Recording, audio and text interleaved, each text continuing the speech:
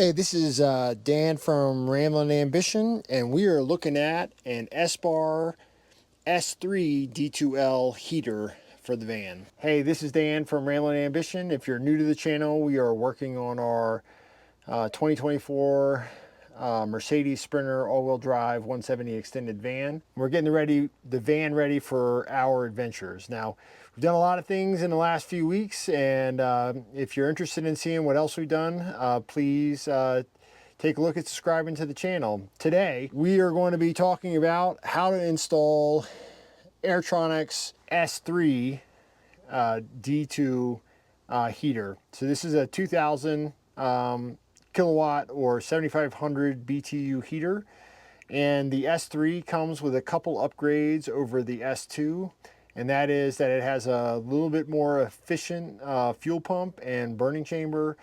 It can operate at altitude a little bit higher than the S2 D2. They say that it can go longer without having to do maintenance. So if this is something you're interested in, please stick around for the video. So let me bring you up to speed on just a few of the other projects that we've done. We got a nice piece of red cedar that we've turned into a footboard for the bed. We've got another piece of butcher block here for an armrest.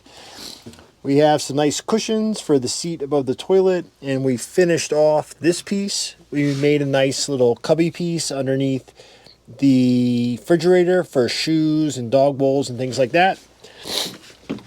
And we also were able to get our drawers installed. And these are undermount soft close drawers.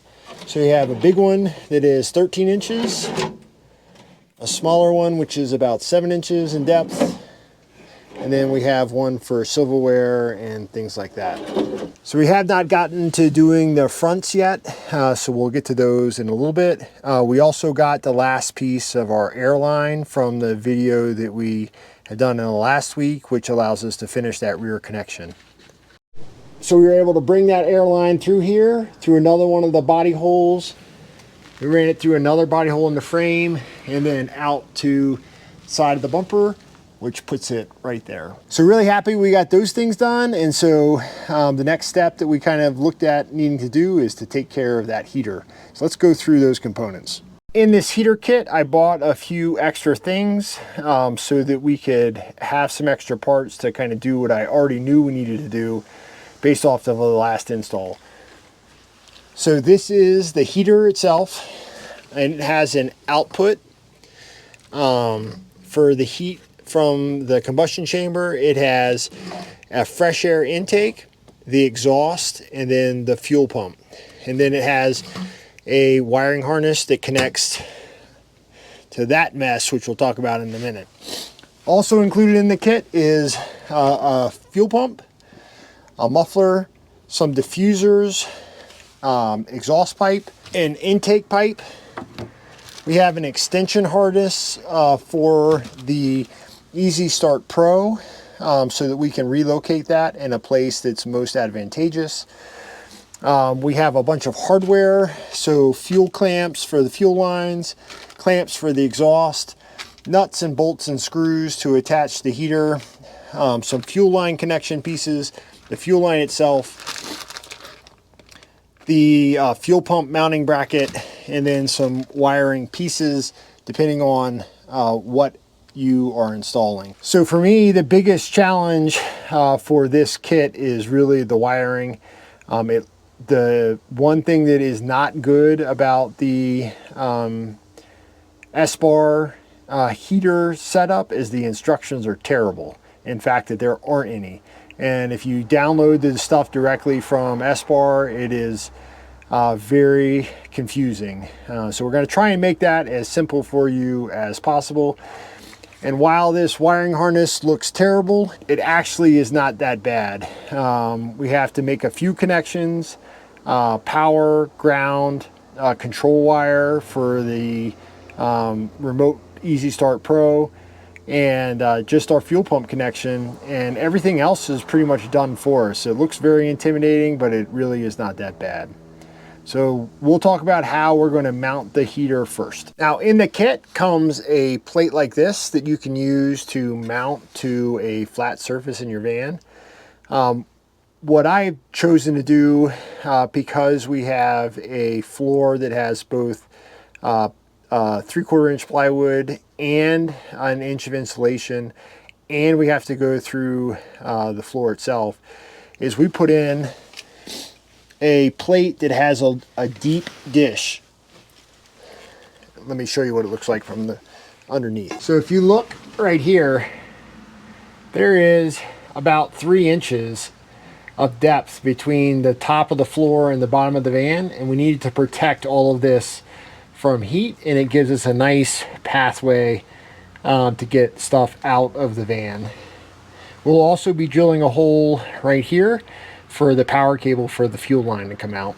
Now you can certainly do different things, and since we're not mounting ours underneath the seat, we're mounting it more central to the van, that hat was kind of something that was necessary. I'll put a link in the description to that hat that's going to fit this D2 heater specifically. So you have to be careful of what those plates look like, because the difference between the S2 and the S3, there is some variation, so you just have to be aware of that. So looking at the bottom of the heater, you have 4 mounting bolts.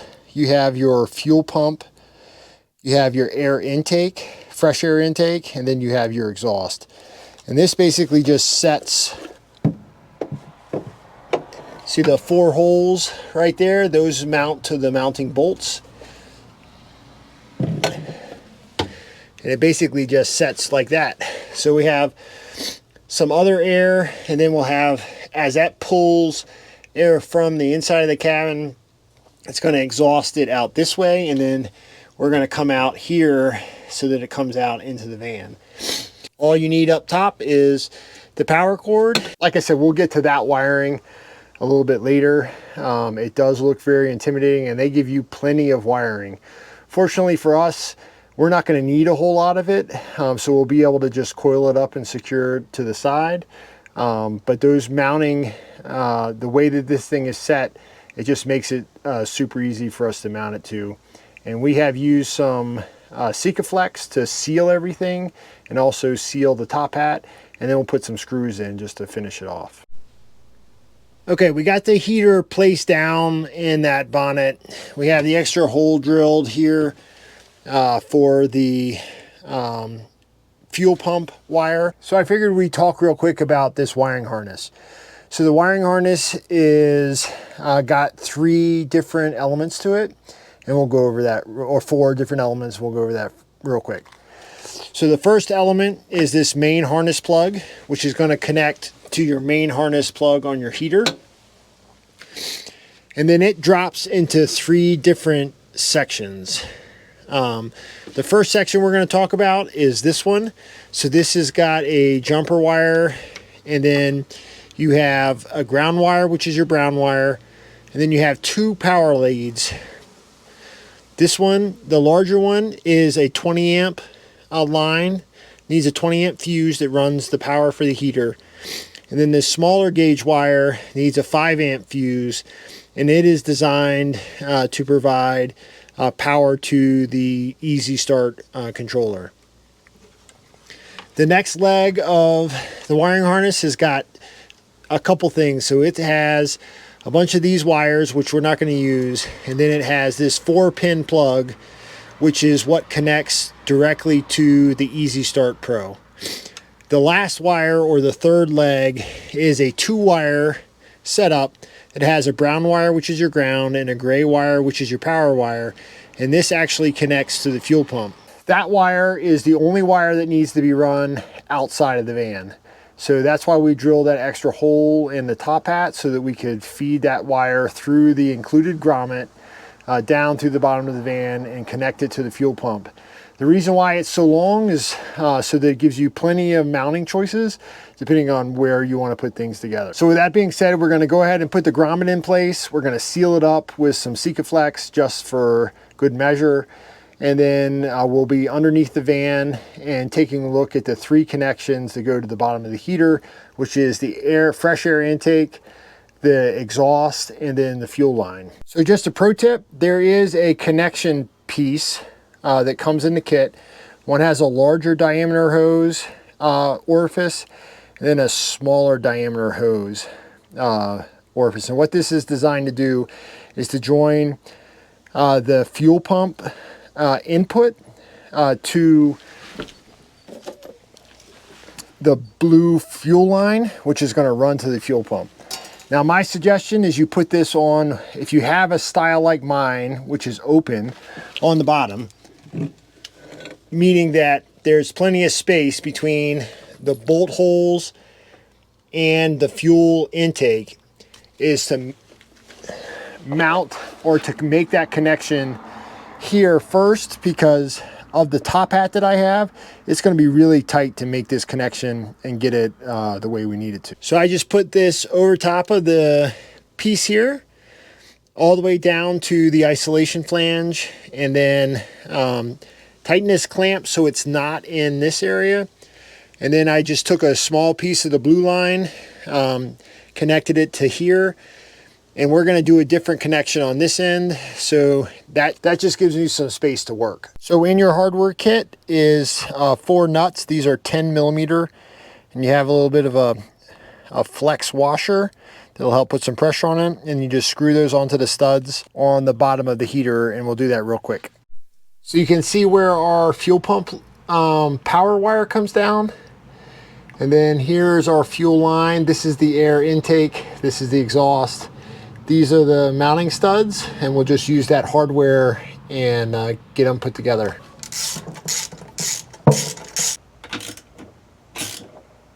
All right, so we just tightened those down. That rubber isolator that runs between the unit and the plate is what seals everything. So the next things that we have to put on are the air intake, the fresh air intake that comes from the outside, and the exhaust. And so that's going to get a little tricky because it's tight in there, and we'll kind of show you how I'm going to do that. The exhaust bracket uses a T27 Torx bit, and so I have a Wera small fine ratchet for that job.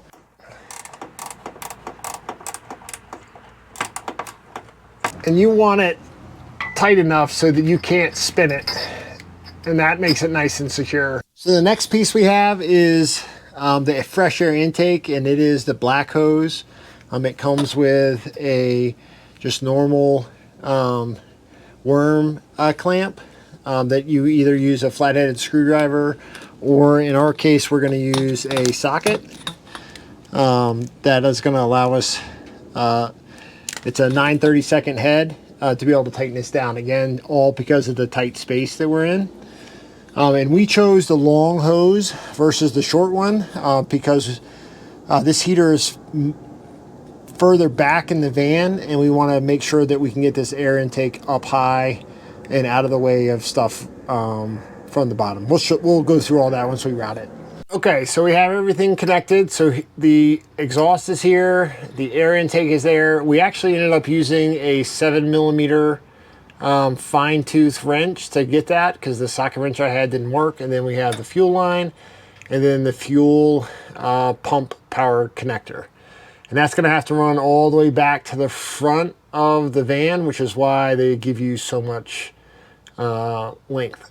All right, so we have all of the intake, the exhaust, the fuel, the primary fuel line, and the fuel pump wiring done. So we have the fuel, the wiring harness set, not plugged in, and then we have that ran for the external connection to the thermostat, as well as the power wire.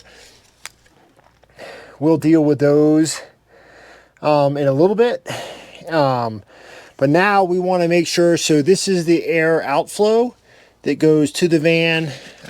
We're going to put a hole about right here that's 2 5/8, and that's going to fit this connector, which connects to the hose, and then we'll have a diffuser that goes on the end of it. That spins around, so you can kind of direct the heat up and down and side to side, depending on how you want it. So we're going to go ahead and mark and drill that hole and kind of show you how it all goes together. All right, so we got the diffuser cut. So 2 5/8, it fixed just perfectly. And there are 3 holes in your hardware kit, are 3 screws, and we'll go ahead and screw that in place.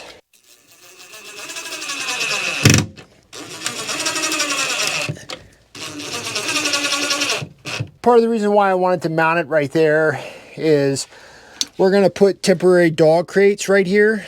So I want to be able to take and be able to spin it so it pushes air into where the dogs are if it's winter time and we're not in the van. Otherwise, we can rotate it up so it pushes up, or rotate it this way. It just gives us lots of flexibility. And then this hose just connects right on the back like that, and you're done. So that basically takes care of that side of things. So the reason why we ordered the extension harness that goes with this kit is because in the last van we could not put the thermostat where we wanted it because the main lead, which is this, is only about 6 feet long, and so it really doesn't give you enough. And so we ordered a 12-foot extension, and that gives us just the ability to relocate that thermostat, which we're going to put in our electronic tower right here, and give us plenty of lead to be able to do that.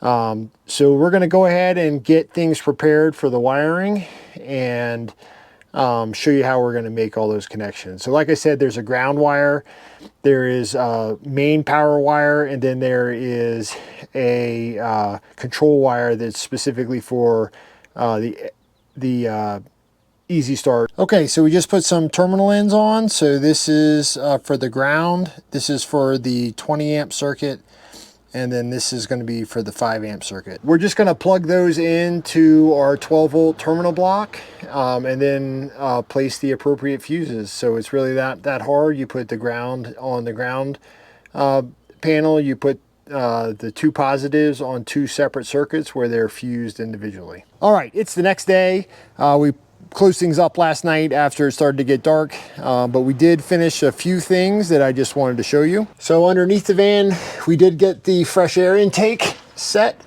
and tied up. We did put the end cap on to keep the bugs out. We also got the exhaust set, muffler installed, and discharging right here at the back of the rail in front of the rear tire. We also ran the pump wire up along the frame and then down along to the front of the tank where you can see that hanging down. So you can see how that comes out just nice and neat right there. On the inside, we did get all of the wires pulled. The harness is connected. We ran the power to our 12 volt distribution block, and then we ran the power and the information feed cable to our controller. Turned the power on to make sure that everything worked, and we do have power. So one of the things about our setup is that we are connected. We connected those wires, like I showed you, the ground, the main power feed, and the power feed for the controller directly to our fuse block, so it's already fused. If you don't do that, they include in the kit several things. So you get a couple wires. So included in the kit, you have a few things to help you with fusing, and that is they provide you with a fuse block, they provide you with a power and a controller power wire that's already connected to a blade fuse piece. Then they provide you with all the extra pieces you need to make that fuse block work. That way, if you're going battery direct, straight from your system, that it isn't fused, they do give you the opportunity to put fuses along that wire run so that it isn't unprotected. So what we have left is really just the installation of the fuel pump and the fuel lines.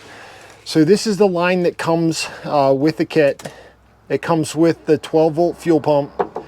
It comes with a bunch of different adapters and fuel hose pieces, as well as the clamp that's necessary to mount the fuel pump and isolate it from vibration.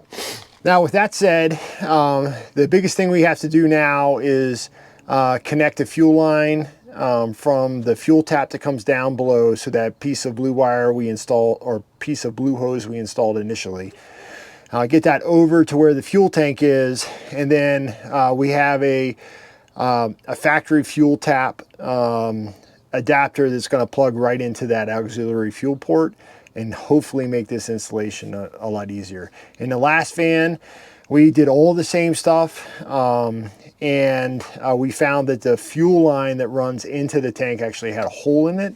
So we had to find that hole and then make a series of connections to get the fuel draw there. Hopefully the quick connect that's already established in the factory fuel tank is going to not have a hole in it, and it should make everything easy. The only tricky thing is the fuel pump has to be angled at a certain angle, and we'll go over that when we get down below. So we have run the fuel line from the Espar heater all the way back to the front of the tank. And what we did was we used some 5/16 inch vacuum line to kind of just give it a cover.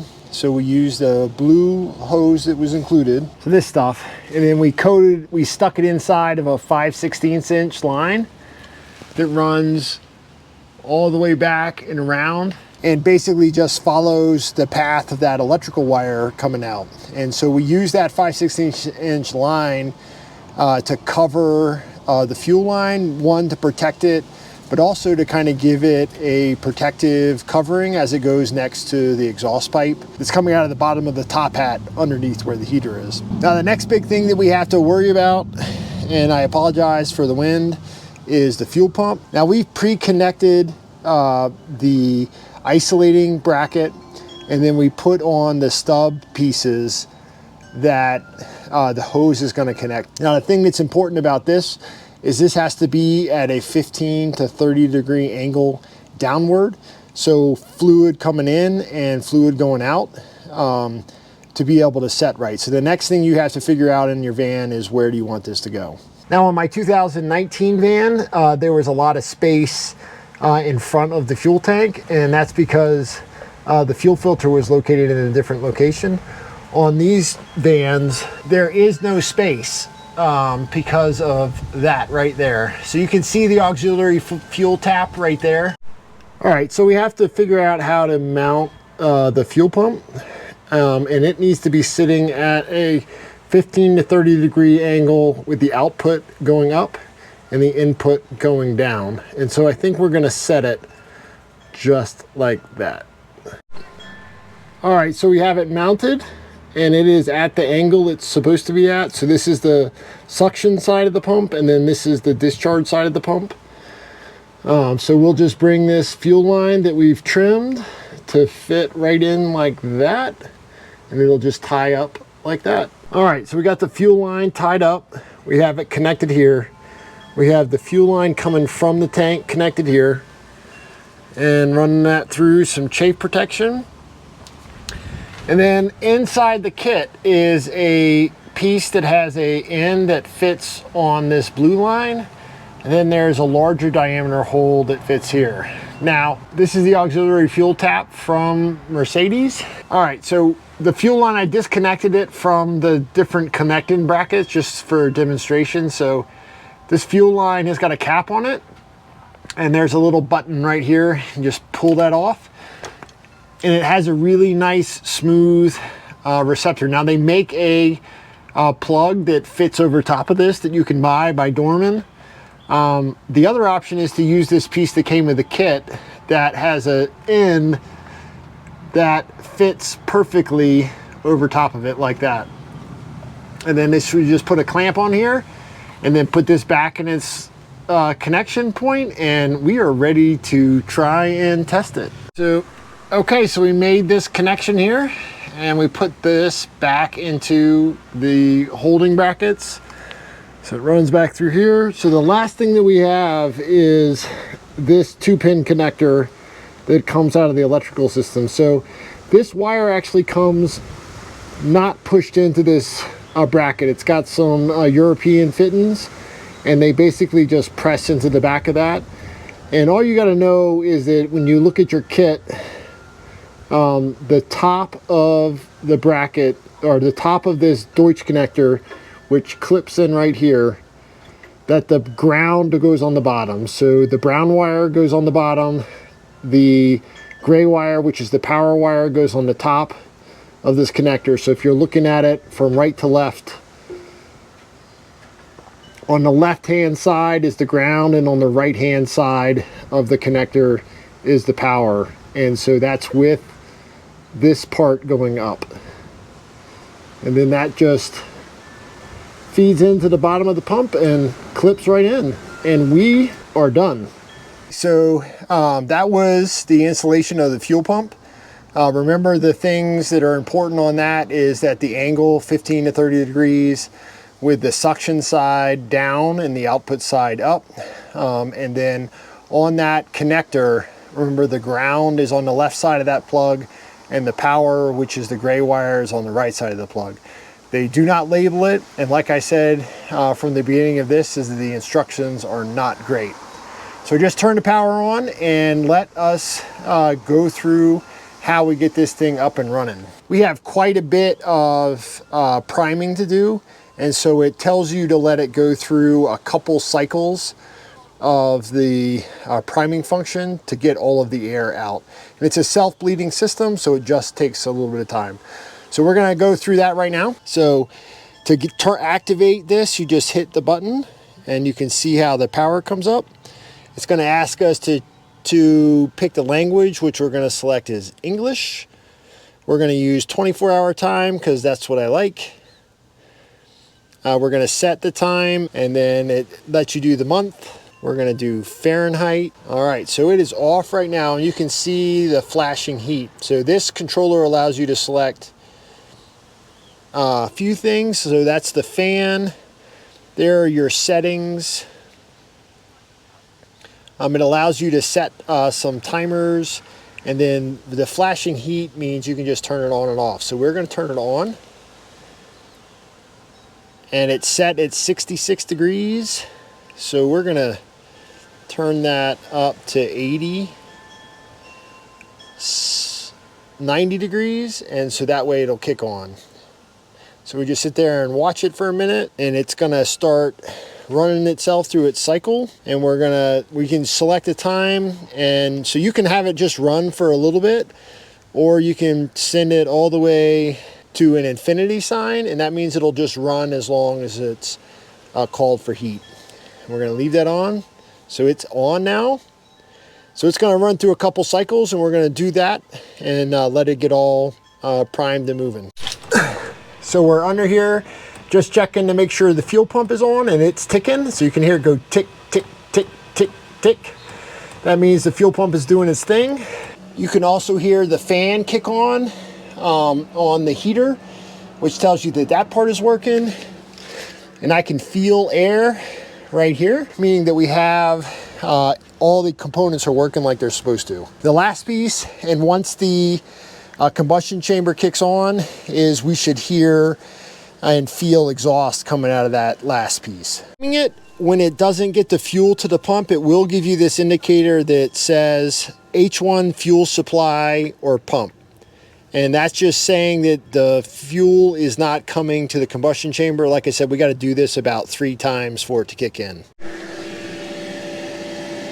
All right, the combustion chamber has kicked on, and you can hear that this is running audibly higher than it was before. We have a nice heat coming out of here, and you can hear the exhaust right here coming out. So we have success. So that only took, that's hot. So that only took 2 tries of cycling for everything to work, and super happy with how things turned out. So that was the install of our S3 D2L heater in our sprinter van. So this is the upgraded version. Again, like I said, it works at higher altitude. It gives us a little bit more fuel efficiency. Just some things to take away. So the wiring harness looks like a mess, but it really isn't. The biggest challenge with this entire install is the fact that there are no instructions out there.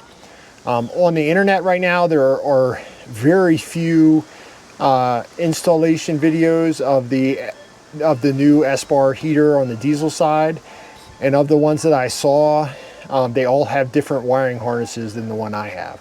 To me, my wiring harness is the simplest, meaning that it has a main power cable that clips into the heater.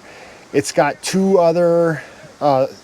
other wires The one that has the power feed, so that gives you the ground wire, which was the brown wire, the larger gauge red wire, which is the main power wire for the furnace. It requires a 20 amp fuse, and the smaller control wire for the Easy Start Pro, and it requires a 5 amp fuse.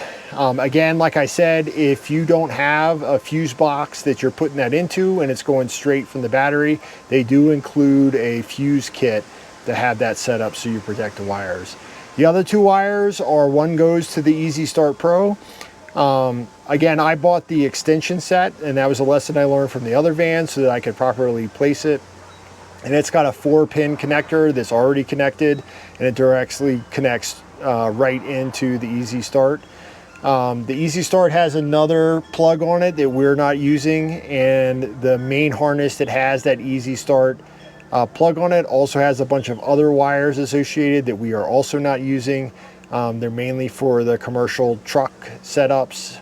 And then the last wire is the fuel pump wire. And like I told you, that plug comes unpinned. A lot of that reason is so that you can feed it through things. And just remember that on the plug, on the left side goes the ground, and on the right side goes the power wire. The ground is brown and the power wire is gray. Everything else is just remembering that that fuel pump has to be at that 15 to 30 degree angle, and that's it. So super happy with how it's set up. I can't wait to use it once it gets cold again. Hope you guys got something from the video. If you made it this far, give yourself a giant thumbs up. This is Dan from Ramblin' Ambition, and we will see you next time.